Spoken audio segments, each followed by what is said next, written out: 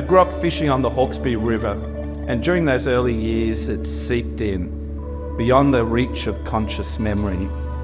Once it's in your blood, it enters your life, and you're governed by the tides, the fauna and flora, the mangroves and mudflats. Memory is an active part of fishing, not simply the recording of facts, but the deeper upper reaches of the subconscious river, the places where we once had to fish to survive. Fishing sustains the soul because it was once one of the most natural things a human being could do.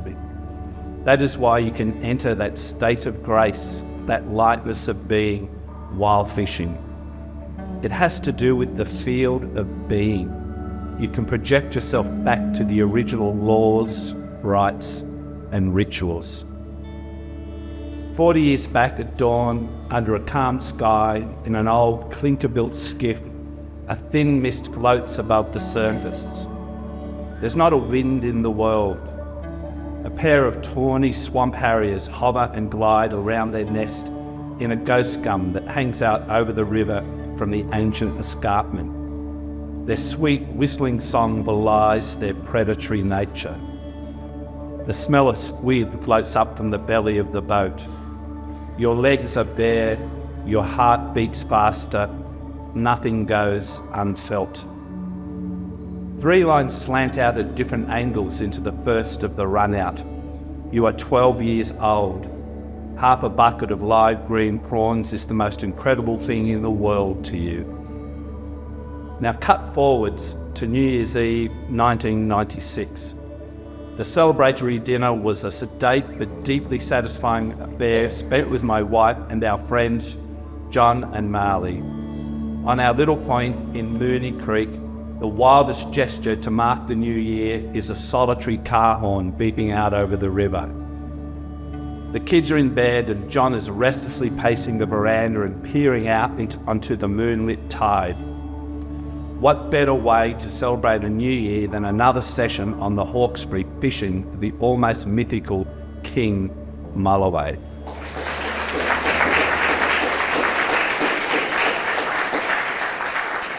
Hi everyone, thanks so much for being here.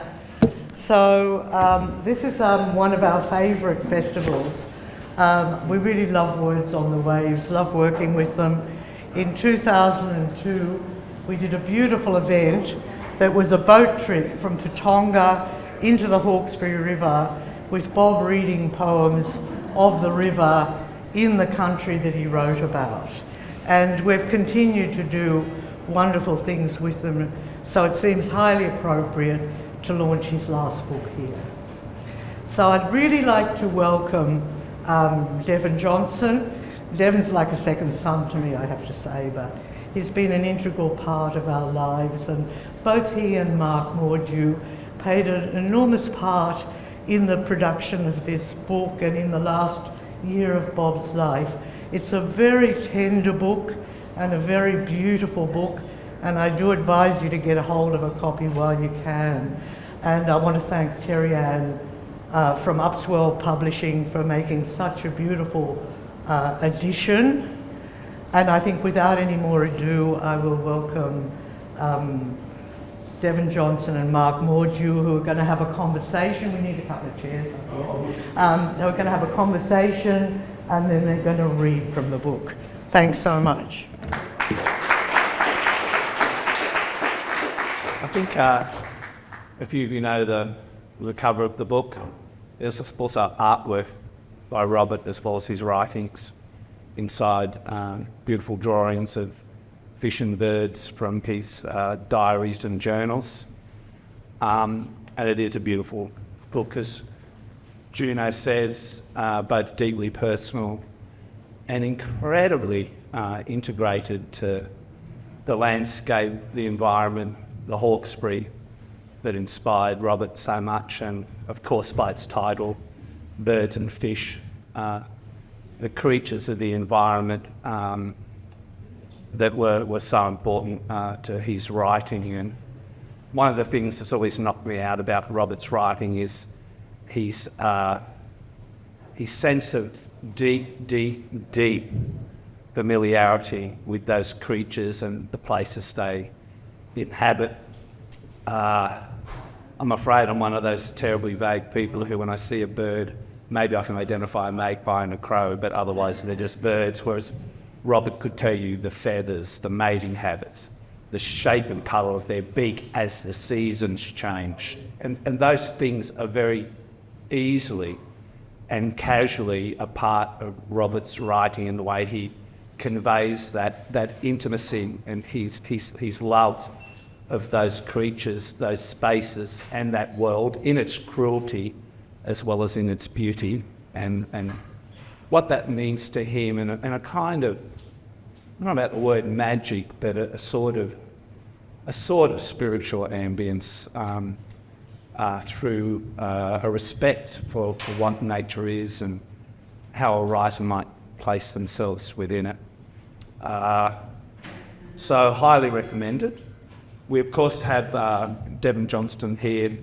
Are you still living in St. Louis? I am, yes. Yeah, who's flown out all the way. Devin was integrally involved, as Juno said, in the formation of this final book. Robert was not well. He knew he was dying. Devin helped make the book happen according to Robert's designs and wishes, with Juno there helping in every way possible. I was a witness to a little of that. Just so you know a tiny bit about Devin, he's the founder of Flood Editions in the USA. He's quite an established poet and editor himself. Back in 2008, he won the National Book Circle's Award in the USA for his poetry collection Sources. And I guess I wanted to ask Devin to begin about why he felt the connection with Robert as an artist and as an editor. My friendship with Bob began when I was in my 20s, and Bob was about the age I am now. And I received a letter out of the blue. I was living in Chicago and working for a magazine called Chicago Review. And apparently Bob had run across it in Glee Books in Sydney and wrote simply an encouraging letter after I edited the first issue I was editor for. So I received those of you who have ever seen his handwriting, I received this this letter with this beautiful penmanship on cream laid paper that just from the other side of the world, when I didn't really think my activities were being noticed by anyone, and I felt happily, off to myself. So it was kind of a remarkable letter to get. And from then on, we wrote back and forth fairly, at first, really intensely, just through the mail. It was right before email, and it was interesting going through his papers with Juno yesterday. I was finding letters I didn't remember and sending to Bob that he had saved. And we just connected on so many things. The poets we loved, particularly Robert Duncan, who I was just beginning to read, and an American great late modernist poet from San Francisco was a friend of Bob's, and they had a really interesting relationship, and Bob brought Duncan to Australia. So that was our first connection, and then we quickly realized we had this connection of loving birds in particular. And Bob sent me these poems of Australian birds, and I had to look them all up because they sounded made up to me. And I realized in Bob's poems, they do fly between the fantastical and the real. They're flying in and out of poems, and sometimes they're figures for poetry, and sly and mischievous, and even sometimes satirical. But oftentimes they're full of sort of wonder, and other times full of precise, as Mark was suggesting, precise observation. So they combine so much, those bird poems in particular. So that was a second level of connection I felt to him.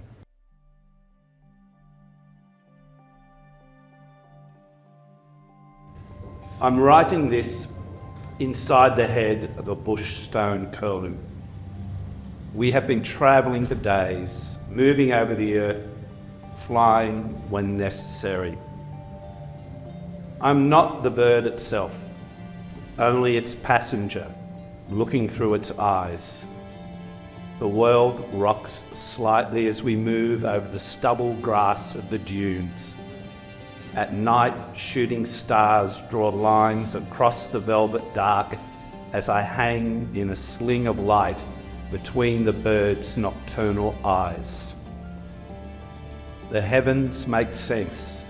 Seeing this way makes me want to believe words have meanings, that Australia is no longer a wound in the side of the earth. I think of the white settlers who compared the curlew's song to the cries of women being strangled, and remember the poet who wrote anthropomorphically, as I sing softly from the jelly of the stone curlew's brain. And I just started writing poems, and I started sending Bob Mike Owens, and he would respond to them and edit them, and he eventually said, I think you have a book. And so Bob and Juno published it with Paperbark, and I wasn't a poet in the United States at the time, but I was first a poet in Australia. I think some of you would have been at the launch for Robert's last collection, Reaching Light, where Devin gave a great talk, actually. And for those of you who weren't there, and also for those of you that were, I just wanted you to reflect a bit on, you got this really beautiful map of how you literally saw Robert's work go towards reaching line from his earlier phases. Bob began this book as a book on his bird, Spinoza, we found and the Juno raised from a fledgling, and took hand raised, and was in his later years his great delight and companion, and was always flying around the room and talking, and Bob was writing things down and observing and drawing and really engaged with this bird light. And so it began with being a book on that. One of the challenges he had was that he first identified this bird as a cuckoo when he was very young and had fallen out of the nest. And this was partly because it was near some cuckoos, and so he assumed that it was, and he only later realized that it wasn't a cuckoo. And he was greatly surprised by this misidentification, as I was, because he was a very good birder. And so I found myself wondering why. And backing up a little, I think that there are a lot of reasons, some practical, but one reason I think relates to his sense of myth.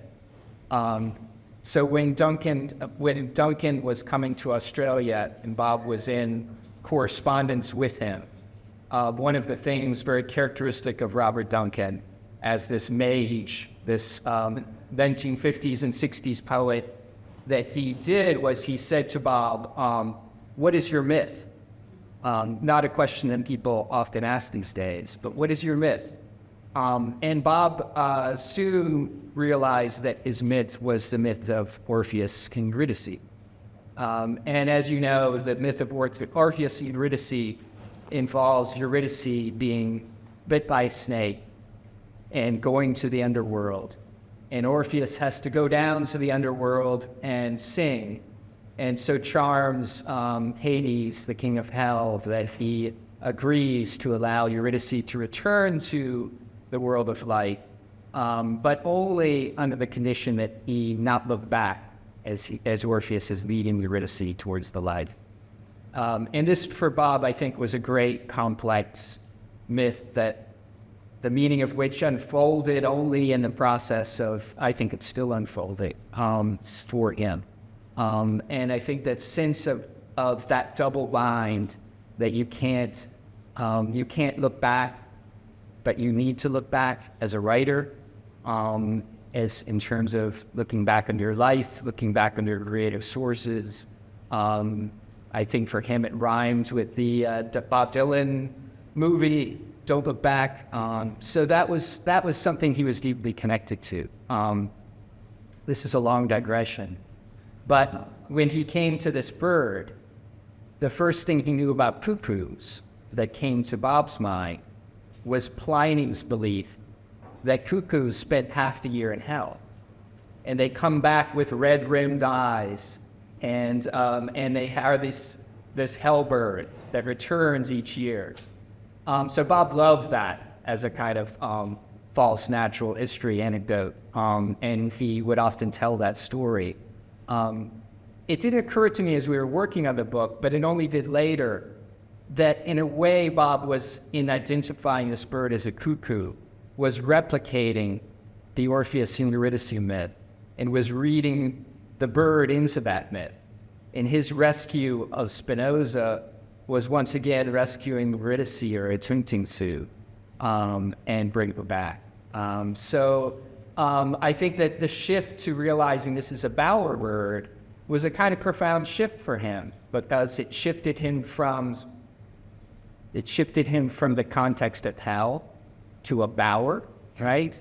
A very Keatsian, romantic word, a garden. It shifted from rescue to building something, creating art and home, as bowers are. It shifted from black to blue, right? So those were that. I think that re-identification sort of shifted his understanding of his relationship to the myth. But all of this only occurred to me later, and I think it's only sort of there as an implication in the book. Yeah, because I mean, this kind of relates really to the ordering of the book itself and what you're talking about, because it's a collection of fragments and smaller pieces. There are little rewritings and readaptations of extracts from Inside Out, Robert's autobiography that came out at the turn of the century, which is a fantastic book all its own, if you can find it anywhere, about his life and his becoming as an artist. But it ends on a story as a boy by the Hawkesbury River, a bowerbird coming up to him literally inches from his face and looking into the bird's eyes, and that seems to be a kind of key to the whole collection. Robert Duncan would say, every interpretation only deepens my intention. And I think that was true with Bob, with his writing, but also the interweaving of his writing in his life. And I think it's remarkable that his early years were involved the theft of a bird from the Taronga Zoo, and his later years involved this sort of redemption of a bird that it was a fleggling and was found. And I think that sort of thematic echo is something that was there in his lived experience, and so naturally, I think he was finding it in the arrangement of these pieces and the circumstances of his life.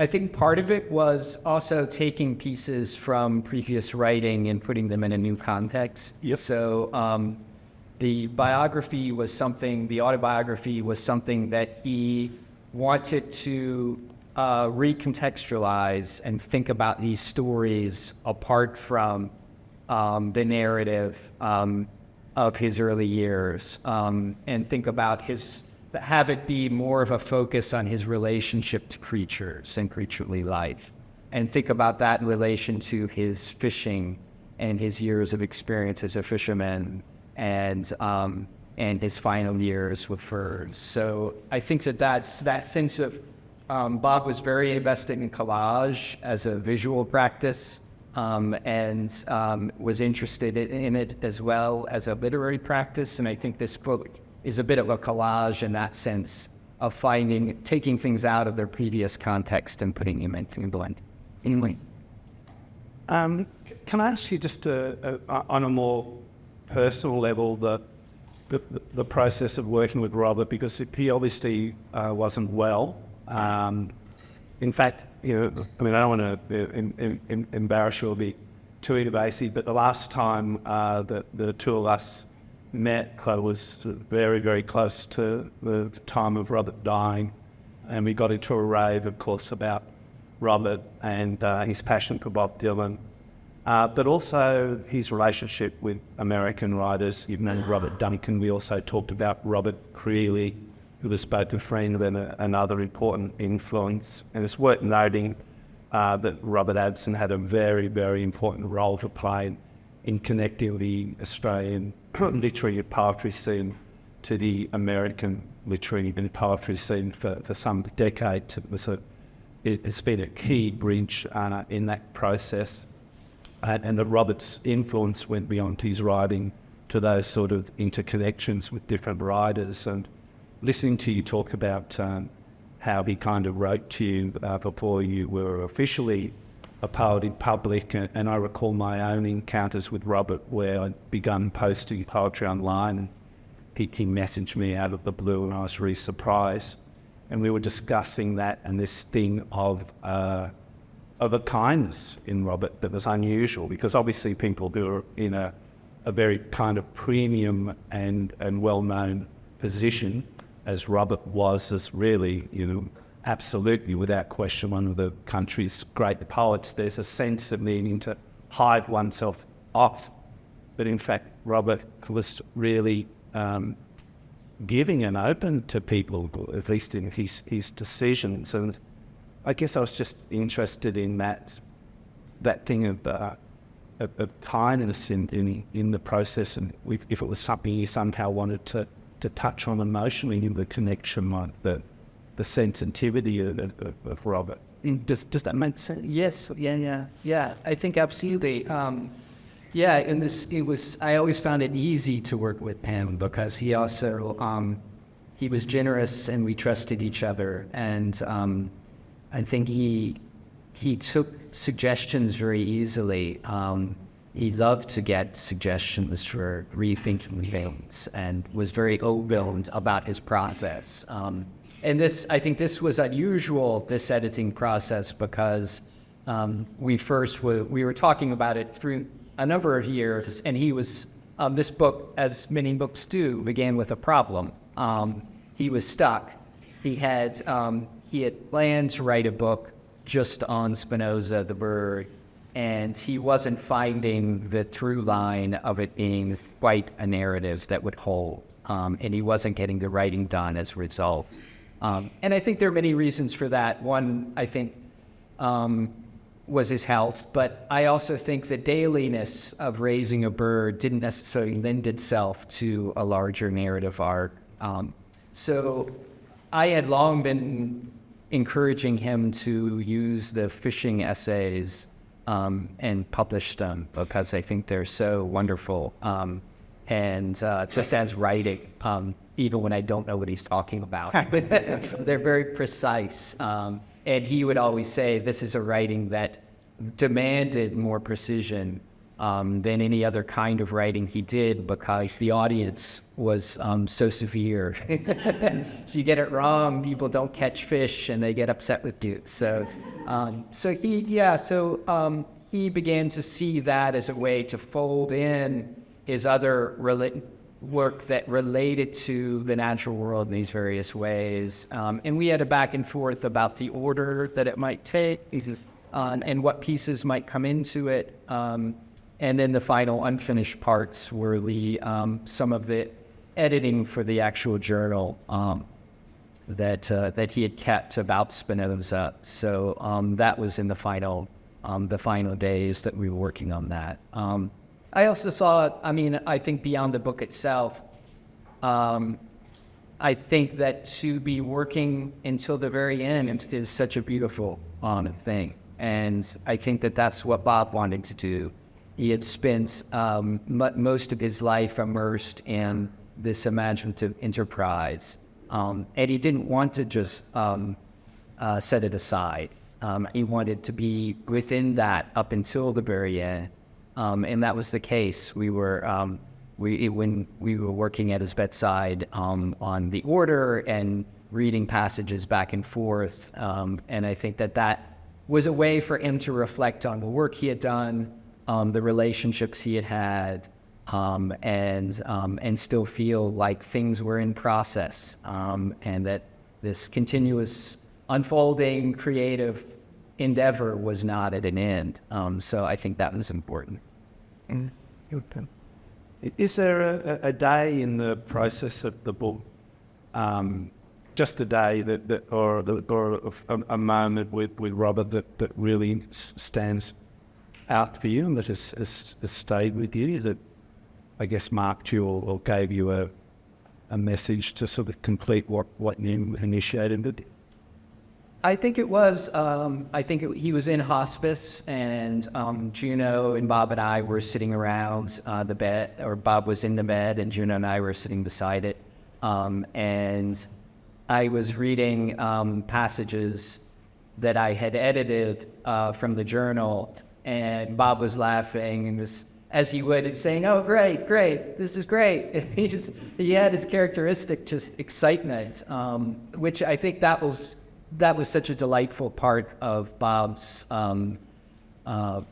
person, but also his approach to literature. I think, he came to poetry through such a hard path, and I think some of those aspects of it that many of us can take for granted were hard won for him, and a source of deep delight.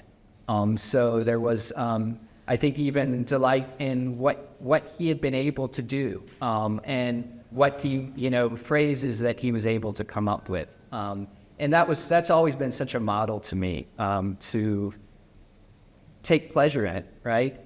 That it's not all about beating yourself up and being disappointed in what you've done, and well, that's a part of it. But there can be moments of delight. So that was he modeled that for me. To give you some idea of the detail that Devin is talking about, and one of the angles Robert came to his work through, and this goes back a bit to, I think about 20 years ago, whenever it was, I came to the Hawkesbury to interview Robert, and I was there to sort of interview him, the great poet, all these things.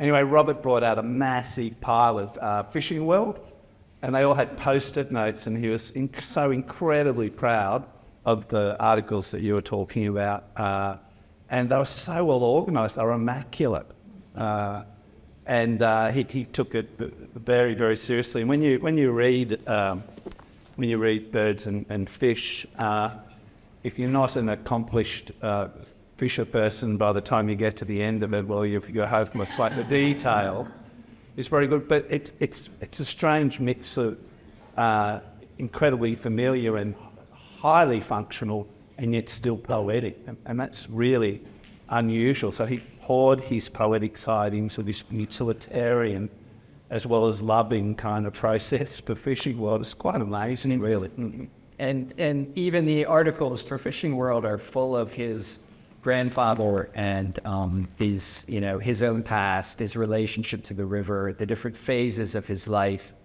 when he had returned to the Hawkesbury to fish, his experience as a professional fisherman and as a casual fisherman. So I think those all get reflected and become part of, but focused on this craft. In winter on the river, July, August, when it was blowing a gale and raining, the fishermen would sit at the bar in the Angler's Rest and look out at the trees bending on the mountain behind the gut.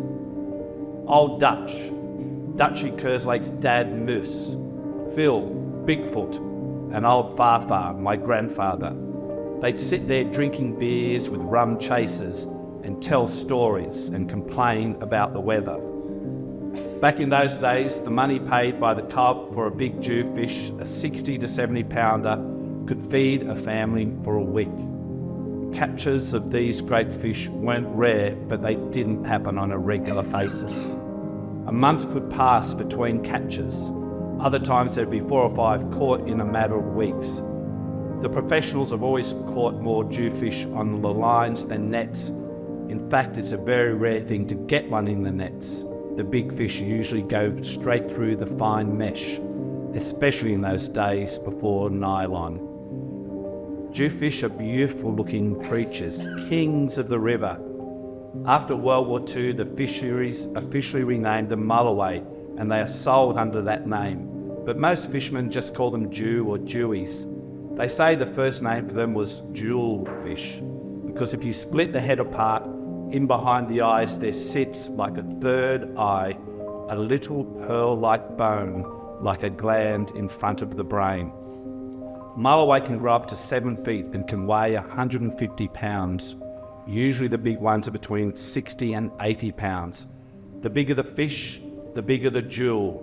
And these are beautiful things, like a real pearl, irregular, round, and sometimes tear-shaped. They shine with an opalescent glow in sunlight. The jewels aren't worth taking unless the fish is at least 40 pounds. In the winter, as it blew a gale, the old codgers remembered the great fish in their lives and discussed the ways they had been caught. All the top men carried old tobacco tins, golden flake, woodbine, and these tins had beautiful designs painted on the lids. Each fisherman had his tin, and some carried them around for years. Some had been handed down by their fathers. Inside these tins they carried their jewels. When a drunken discussion started to go on the turn, before fists were thrown, some old bloke would just reach into his coat and take out the tin. With a movement resembling some strange ritual, the arm stretched out and the gnarled, black freckled hand placed a tin on the bar. Then the old codger would say in a loud voice as he thumped the bar, "Right." Things were sorted out. Whose fish was bigger in the winter of 42 or whatever? Old Dutch or Farfar? Out came the tobacco tins.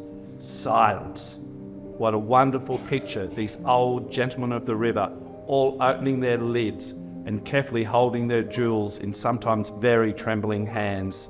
They placed them on the bar, then the one with the largest jewel would put it back and break the silence by rattling his tin in front of the others, shaking it like a gambler shakes dice, muttering his charm or curse. Then the barman would start pulling beers. They all had to buy the winner a middy each. 10 or so beers. Old Farfar would chuckle at the thought. The night was his.